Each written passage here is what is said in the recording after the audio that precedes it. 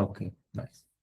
So first of all, I would like to introduce myself. My name is Dr. Mu'taz Abdessalam. And as you can see, like briefing about my resume. And of course, we're gonna run this course in English because most of us speak in English more than Arabic. But if any clarification required in Arabic, of course, and you are more than welcome. No problem for that. Okay. I'm certified instructor from Mobius Institute, holding EMBA, holding DBA, master in mechanical engineering. Also, I have more than 25 years in experience in the field of condition monitoring maintenance and oil and gas industry, energy industry. I've been working for international companies like GE, Solar Turbine, also in Gulf area. Also conducting training and consulting for more than 20 years.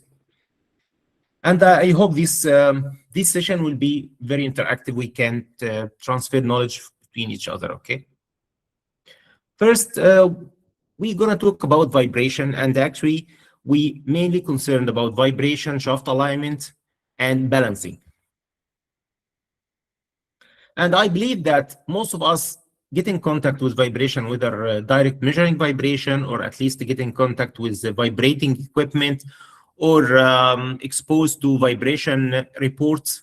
He responsible to apply or reading, or responsible to comply with the requirement of this report somehow.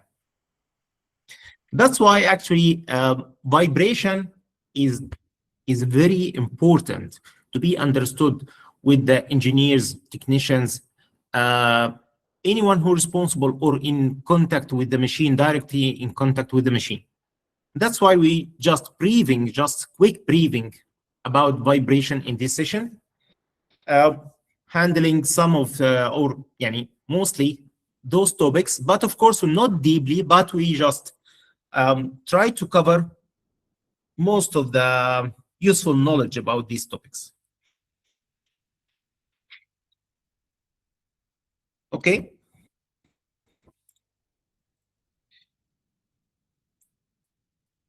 So I believe that most of you get in contact with vibration somehow, plus or minus. So if you get in contact with vibration, whether you are directly measuring vibration, or maintenance, or this kind of contact, would you please press 1 in chat? And 2, if you have no idea about vibration at all. Then if you have some sort of experience, just press 1. And if you don't have any experience about vibration, it's your first time to hear about it, just press 2. Okay.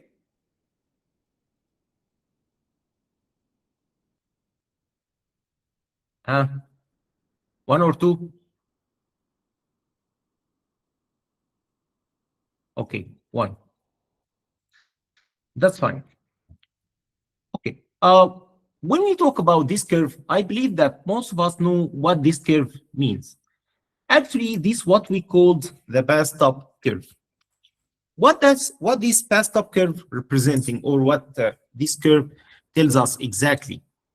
Actually, this curve is representing the equipment life cycle, starting from beginning to the end.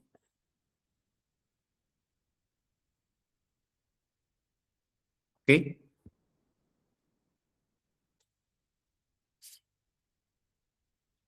Then from this area, or this first part of this curve, this is what we called infant mortality. The infant mortality part of the curve. And this actually representing the beginning of equipment life. In this beginning, we can see that probability of failure of the probability of having interruption in operation, in installation, in failure rate increase in this area. This is actually the beginning of the equipment life. Why we have this high rate? Why?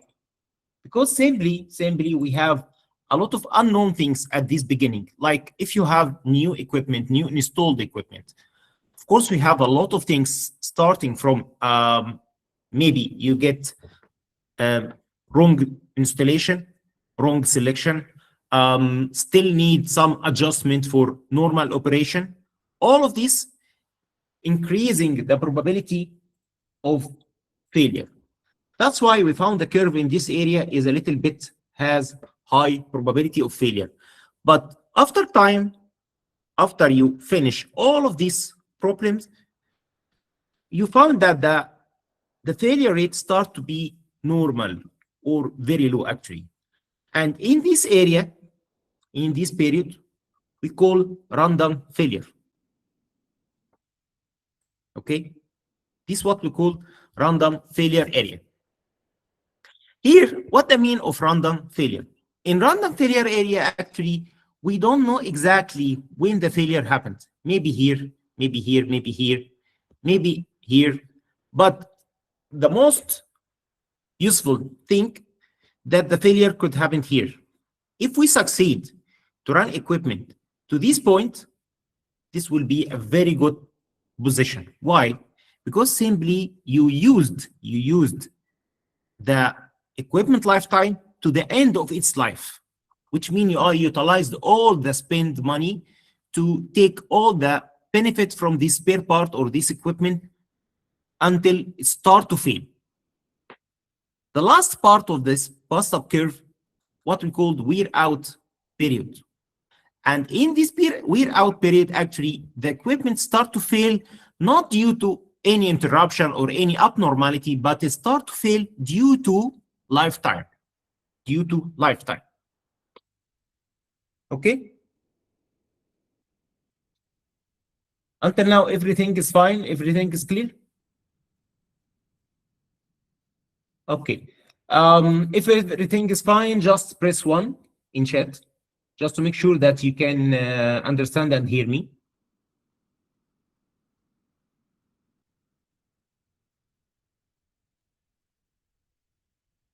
Okay, perfect. Perfect.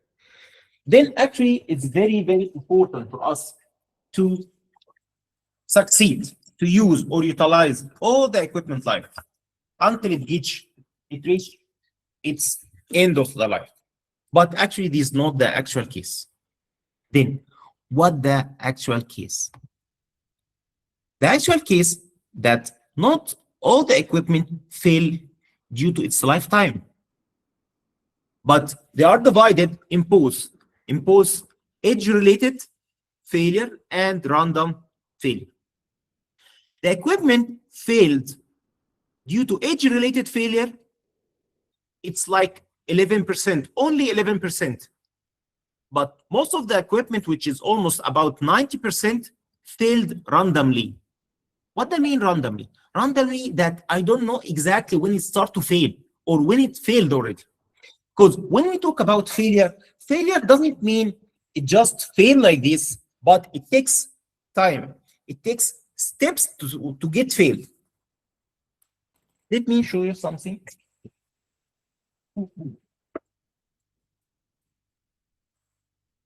Okay. Here, let me open the camera.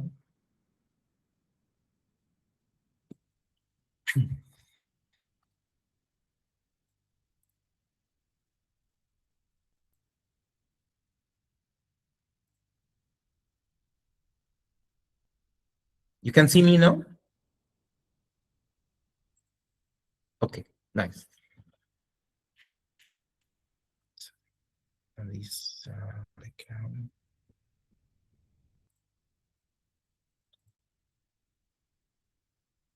Okay. Okay.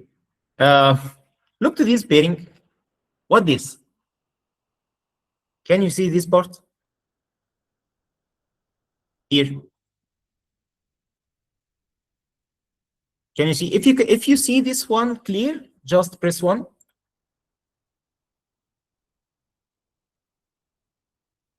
Okay. Okay, nice. So what the reason make this one? What this? It's inner race, bearing inner race, right? It's bearing inner race. And what you think the reason makes this happen here? This one. What do you think? If you can open your mic, open the mic and tell me.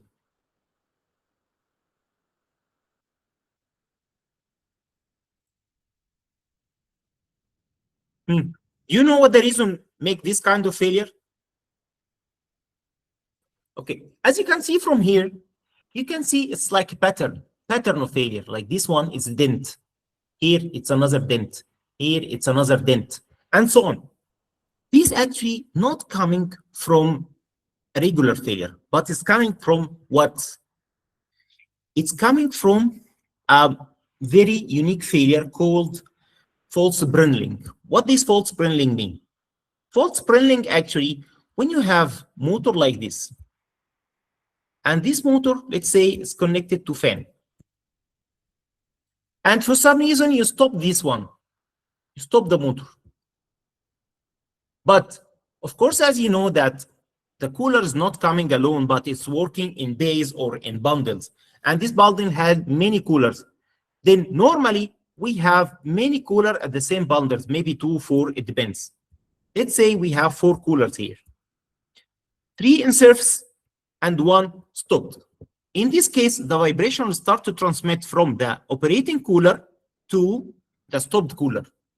And due to this transmitted vibration, the bearing here, whether it's drive end or non-drive end, start to vibrate internally. The vibration start to transmit to this bearing until start to make this kind of dents. And this is what we called actually false Brinling. Like this.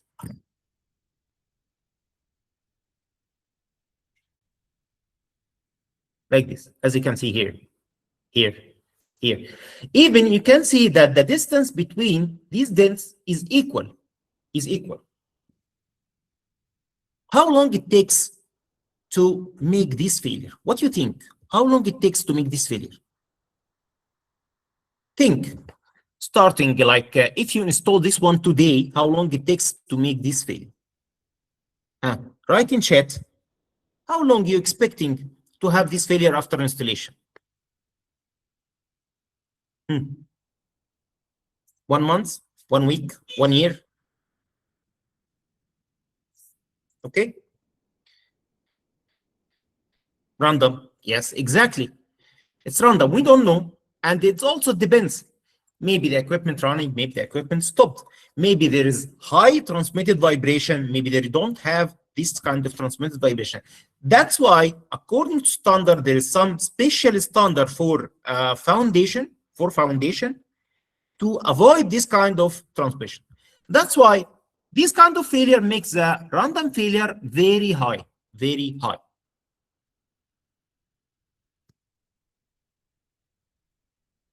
Then 90% is a very reasonable percentage because we don't have the capability to predict all the failures could happen to the equipment. But only around 10% of the equipment is just follow the equipment lifetime and fail according to this lifetime. That makes us very curious about having early detection about failure, because 90% of the equipment failed randomly. We don't know exactly when it starts to fail. And according to this, maintenance has been classified to some groups. Like maintenance is divided to unplanned and planned maintenance. When we say planned maintenance, this planned maintenance could be corrective and could be preventive. And you may ask me, what you mean by corrective? Corrective means the equipment is failed. Okay, let me tell you. Equipment failed, what that means? Does it mean it's breakdown? Or it means that the equipment start gives you an early detection about failure? Like in this case, in this bearing, the bearing is not failed. But we catch the bearing in early stage here. In early stage, it's not damaged. It just failed or not failed. It's not performing as we been expecting, or at least it started giving us a high vibration, which is not accepting as their standard. Like here. This bearing is still unfailed bearing. It's still one piece. but this one has been replaced due to high vibration. Then we can still doing corrective maintenance, but this corrective maintenance action coming from condition monitoring. But when we talk about unplanned maintenance, it means breakdown maintenance, which coming due to failure, sudden failure, unplanned failure. But when we talk about corrective maintenance, it's coming from condition monitoring, which could be planned as per condition, machine condition. Then you detect vibration, and you've been expecting the vibration or the equipment have 2 months to fail, still has 2 months to fail. Then I can plan within these 2 months replacement of this bearing, or make this kind of maintenance, or whatever maintenance required for this equipment could be planned as per measurement and analysis. Okay? Okay. Preventive maintenance also could be classified to fixed and predictive. Oh, you told me before that this corrective maintenance is coming from condition-based maintenance. Then what this mean? It's predictive maintenance here. How it's coming here and here? Okay, let me tell you something, that this predictive maintenance is not the result of measurement, but it's the activity itself. Like when I'm saying I'm measuring vibration every month, once per month, or once per week, what this? Is it preventive maintenance, or this predictive maintenance, or it's corrective maintenance in this case? I mean the measurement itself. Here, the measurement itself is what? Is preventive. Measuring vibration, periodic measuring vibration is preventive. Oil sampling, periodic oil sampling is preventive. Infrathermography, ultrasound, NDT, any kind of condition monitoring, periodically based, which means that you do this activity based on time or running hours. This considered as a preventive maintenance, timely based, whether timely based, running hour based, or whatever, but it's still under time based. Fixed mean like overall. After this number of running hours, I have to do this kind of maintenance. I need to do this overalls and so on like this. That's why we classify the preventive maintenance in both fixed and predictive. But as I told you, predictive here is related to condition monitoring. And according to this predictive maintenance, okay, you get a result or reporting according to the machine condition. Then you do what? Condition-based maintenance. Then condition-based maintenance depends on condition monitoring. Okay? And for fixed maintenance, fixed preventive maintenance is classified to daily maintenance basis, like housekeeping, monitoring something, measuring something. This kind is fixed, whether you're running or not, but you have to monitor, you have to keeping. And time-based maintenance, like overalls, like maintenance based on the running hours, and so on. That's how we classify maintenance to unplanned and planned. But actually, we classify them to before and after failure. Here, this after failure. Then the equipment is already failed, and you do the what we call firefighting maintenance or unplanned maintenance. It's already failed. But here before failure. Then the most important is we keep doing our maintenance in this area before failure. Don't wait for after failure. Okay. Is everything clear? If everything is clear and you can hear me and you understand, just press 1. Okay. Kindly press 1 in chat.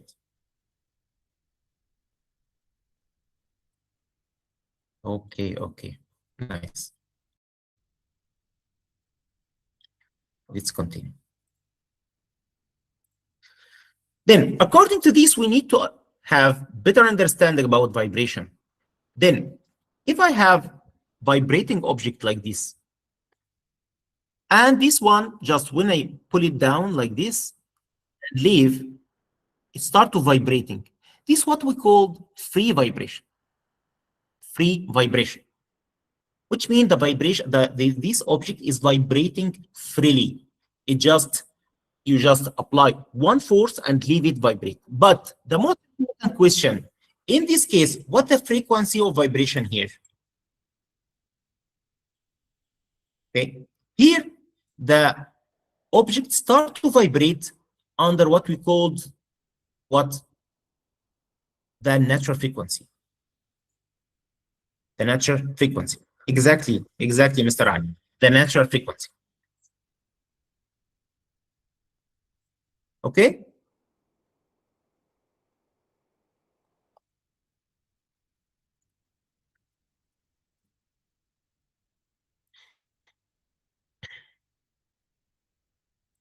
Okay. We have another type of vibration we call forced vibration. Forced vibration. In this forced vibration is not like free vibration, just pull and leave, but you just holding this object and keep moving this object under the force of your hand. Then this object start to vibrate with what? With which frequency? With the same frequency of your hand. With the same frequency of your hand. Here we can ask a very important question. What the mean of frequency itself? What the mean of frequency? Frequency is repeated action per second. Like I take a second as a unit time and I count how many times this action repeated per second. Then if I have, for example, this motor and this motor running under or with 1500 RPM, then how many revolution done per second? Please write in chat. How many revolution per second is 25? Exactly, Mr. Akram. It's 25 per second, 25 revolution per second. Then the frequency of this motor is 25 hertz. The hertz is the measurement unit, the frequency measurement unit. And according to this, we start to define every object frequency, like this impeller, this pump, this belt, this fan, bearing, unbalance, bearing, and so on. Which means the frequency case is like a fingerprint for each defect or each problem.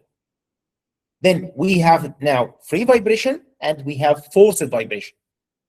Free vibration when you just excite object and leave it freely vibrate, but forced vibration when you vibrate any object or machine under certain force. And in this case, the object or the machine or this part start to vibrate with the same frequency of the exciting force. And when we talk about exciting force here, that means the defect force, the defect, like as I told you, like bearing, unbalance, misalignment, or whatever. This what we call the exciting force. Then representing vibration could be done in a very simple way by representing this as a simple harmonic motion. Like here, if you pull this mass spring system and leave it freely vibrate, this will start to create what we call sine waveform. Okay, then the vibration itself could be represented as a sine waveform. Why? To just simplifying the equations, the motion. How you describe this kind of motion, this movement? Because how many motion we have in natural, in physics? How many motions? We have linear motion, we have rotational motion, and we have vibration motion. Okay? Then we have these three types of motion: linear, rotation, and vibration. Then it's very important to simplify the motion in a way you can describing or put a governance equation to govern this kind of motion. And the most important thing after you describing this vibrating motion is to quantifying this motion. How much of this motion? Because it's vibrating up and down, up and down, up and down. I don't know exactly how I describe the amount of this motion. Then, in this case, we need to describe the time waveform, because here we're representing this movement, because this this oscillation motion by time, giving this what we call time waveform, which is the relation between amplitude and time. This time waveform could be represented in 3 forms. It's actually 4 forms, but normally we use only 3 forms. Peak value and peak-to-peak value and RMS value. Mathematically, there is an average value, but we don't use it in vibration. Normally, we use these 3 values only. Peak-to-peak, peak, and RMS value. Okay? What do I mean peak? Peak, the distance between center line and the maximum or minimum, or minimum. Peak to peak, the distance between top and bottom. Top and bottom. But the RMS value, which is the root mean square value, equal 0.707A. What is A? It's amplitude, it's peak value here. Then RMS value is 0.707, the peak value. And we're going to see later deeply in our course that how we can utilize all these 3 values to analyze exactly the defects. Because each criteria, each defect has its own criteria, its own behavior.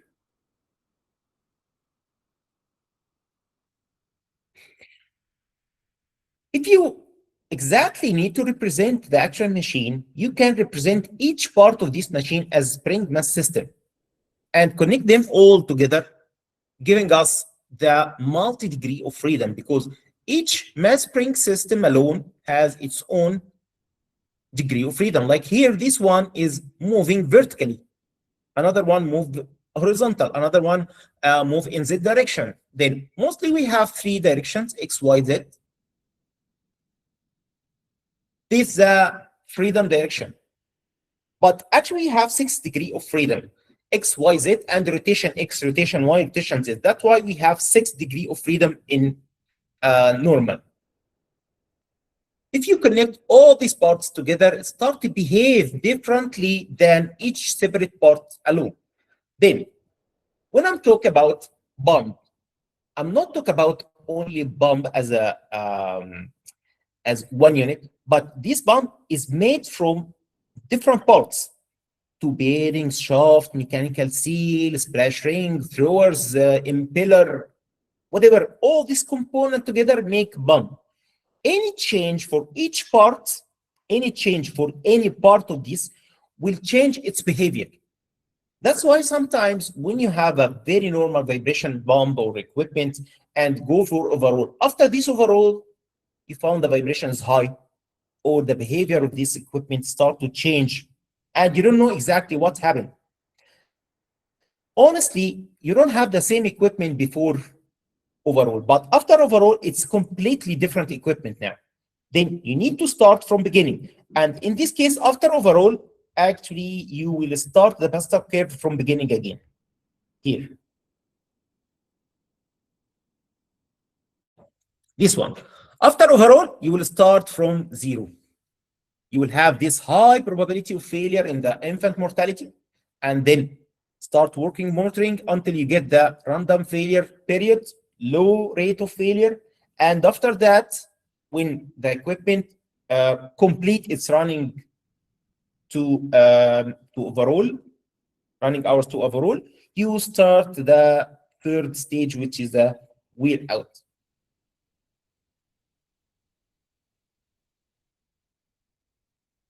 Okay. By monitoring each part of this complex vibration, or all this machine together, all these components together, it starts to producing what we call the complex vibration or complex time waveform. Could be represented like here, as you can see, the complex, very complex time waveform, okay? And in this very complex time waveform, is not easy to detect defects. Like if I have imbalance, if I have misalignment, every component or every problem of this have certain criteria, have certain pattern actually. But as long as you have a very complex vibration, it's not easy to distinguish between defects and can be analyzed easily. That's why we need to transfer this instead of having the amplitude and the time relationship, making this time waveform, we need to transfer to spectrum, which is actually the relation between amplitude and frequency instead of time. Then vibration is a result of two things. The input force and the response give us vibration. Then you can eliminate or reduce the vibration by controlling any one of them or both of them. And actually, some reasons or some source of vibration coming from the input forces and some other sources coming from the response, like resonance, like anything related to natural frequency, like resonance, okay? And the input forces like imbalance, misalignment, any other defects also leading to vibration. Then transferring the time waveform to spectrum is a very mandatory, very important to transfer through what we call FFT or fast Fourier transform. By this way, we can simplifying the analysis and simplifying the vibration visualization. Instead of have this complex time waveform, start to having a very simple spectrum, which is the relation between amplitude and frequency instead of amplitude and time. As you can see, this is a relation, or this what we call the spectrum.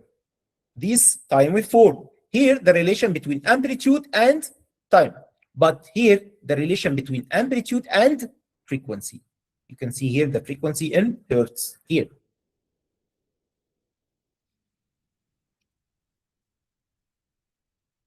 Direction of measurements, of course, is very important, especially when you have some specific defects like misalignment, imbalance. You can even detect these kind of failures mainly by direction and, of course, by analysis.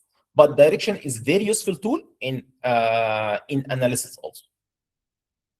And normally we take three directions: horizontal, vertical, and axial,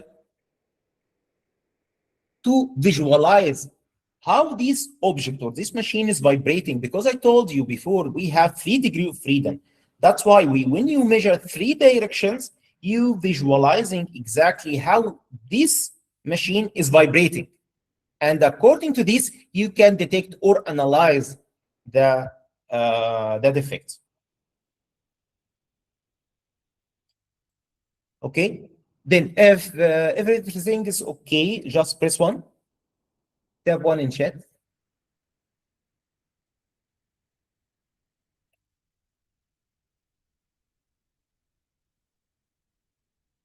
Okay, nice.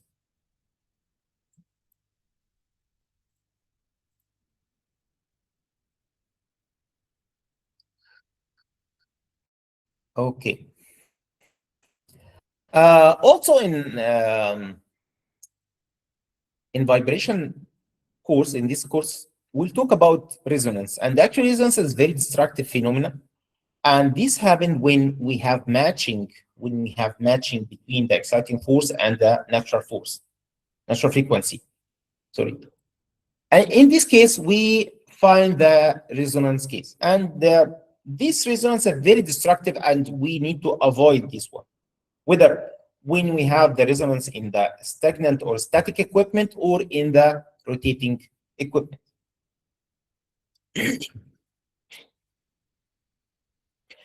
As you can see in this animation, you can see the effect that in case of resonance, the vibration is increased dramatically, and the control is only with damping. So it's very hard to control the vibration in this case, and the vibration amplitude will increase dramatically. That's why we need to avoid this phenomenon. A lot of defects could be detected using vibration, like misalignment, imbalance. All of these defects you can see on the screen right now could be detected actually by vibration. including the electrical defects, like if you have broken rotor bar, you have loosened coils, you have any problems related to electrical, like line unbalanced, or all of this also. Gears problem, bearing, of course, hydraulic flow turbulence, belt problem, beating. All of these effects all could be detecting using vibration analysis. But you need to, let's say, utilize all the tools available, starting from signal processing to techniques using different units to manipulating and toggling between different parameters in order to figure out exactly what the defect, and making sure. Even sometimes we need to take more than one measurement in different way just to verify the problem. And of course, to judge about the condition, we need to follow specific standards. Like here, we have this standard, 10816, and there is another one for relative vibration, which is 7919. Okay. In this case, we have different criteria or different guidance to guide us whether this vibration level is accepted or rejected. Depends on the power, the foundation, the rigidity of the foundation, and the equipment power.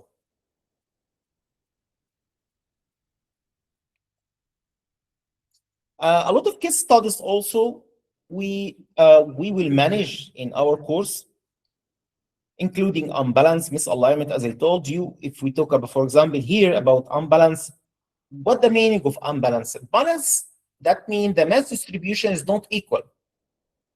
That makes centrifugal forces exist, and as long as we have force, then we have forces making vibration. Okay, and also depend on the equipment response, because vibration is a result between force and response. Three common types of unbalance exist, like static unbalance, dynamic, and coupled unbalance.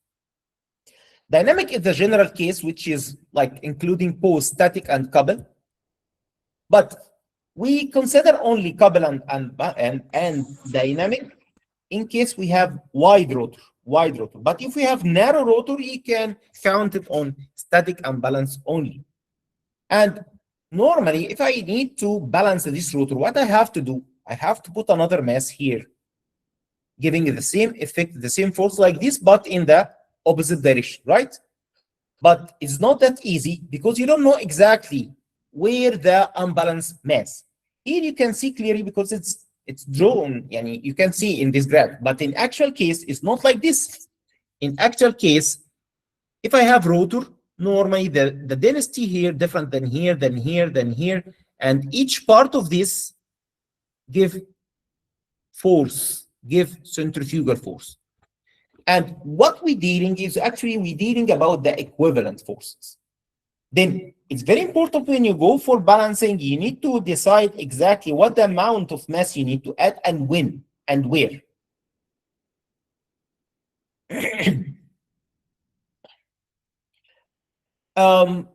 As I told you, many measurements could be taken just to make sure that you have unbalance or any other of defects, because normally, as all we know, that unbalance show like 1x and sine wave form, but it's not only the case. I'm gonna tell you that all the defects generating 1x, all the defects literally generating 1x. Then you need to take extra measurement, whether it's phase measurement or any directional measurement or any kind of measurement, other measurement also could be taken just to make sure about unbalance. And according to this, you take the proper action for correction. Okay.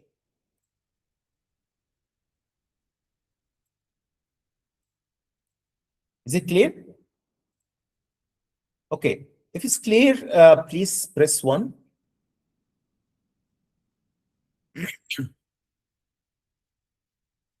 Yes, the session will be recorded, and I'm gonna share the link with you.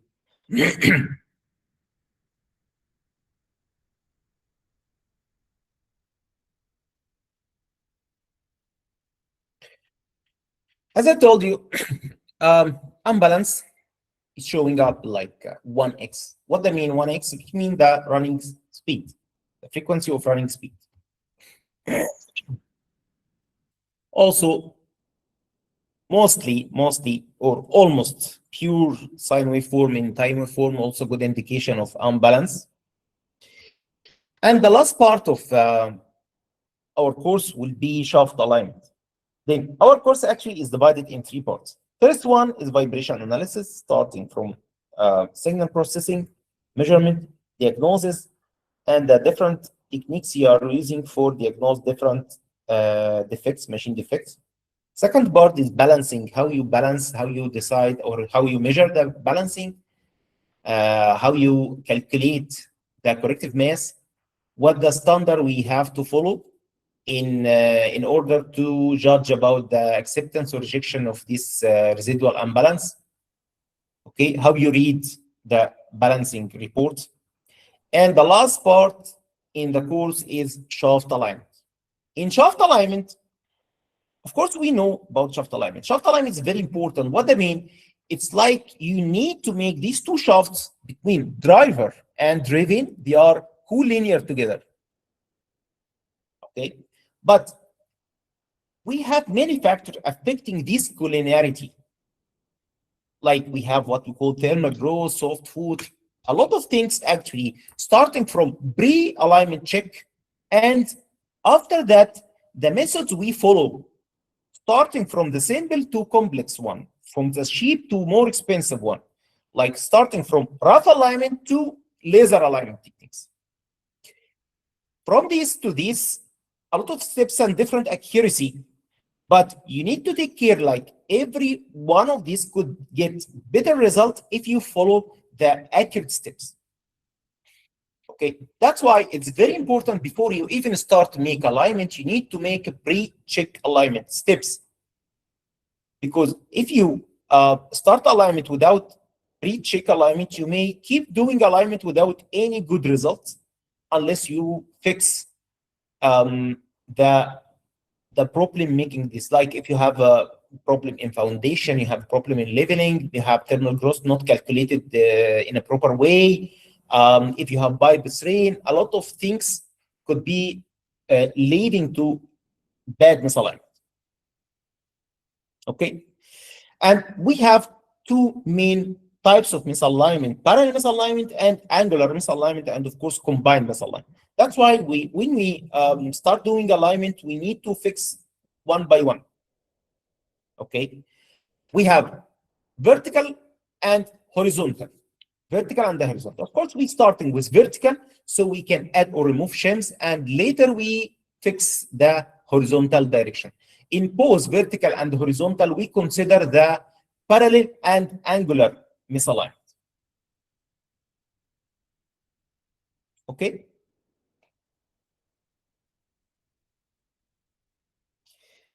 Okay. So right now we can open a little for questions if you have any questions.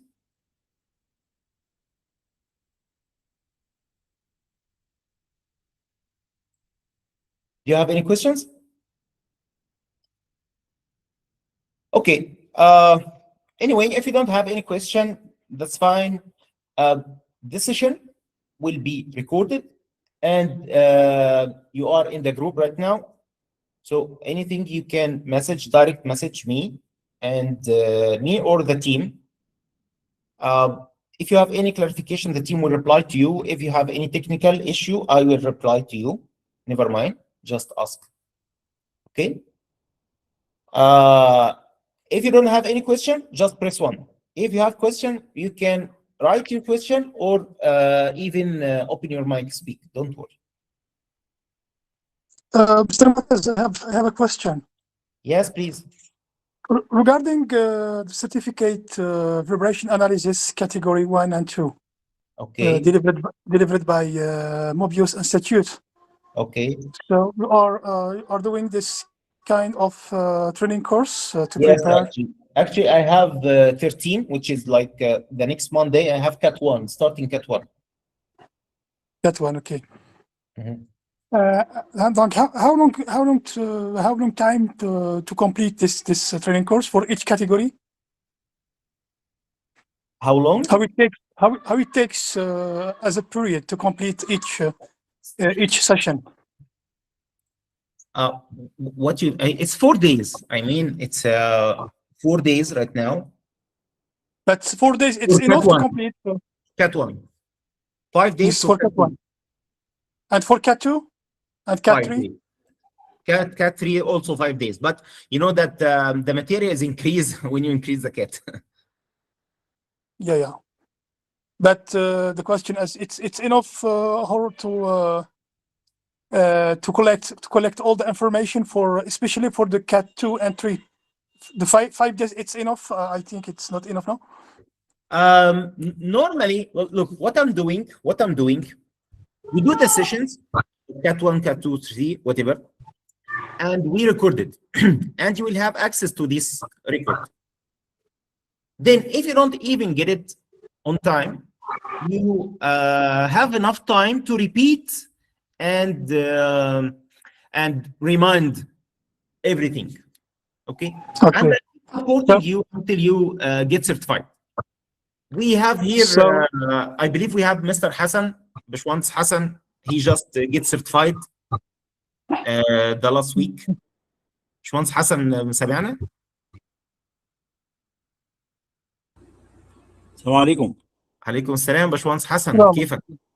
ازيك يا دكتور؟ سامعك ان شاء الله. حبيبنا هندسه. We can congratulate Engineer Hassan. He just certified Cat 2. He just finished his exam. Okay, perfect. Congratulations. Thank you. My congratulations regarding this.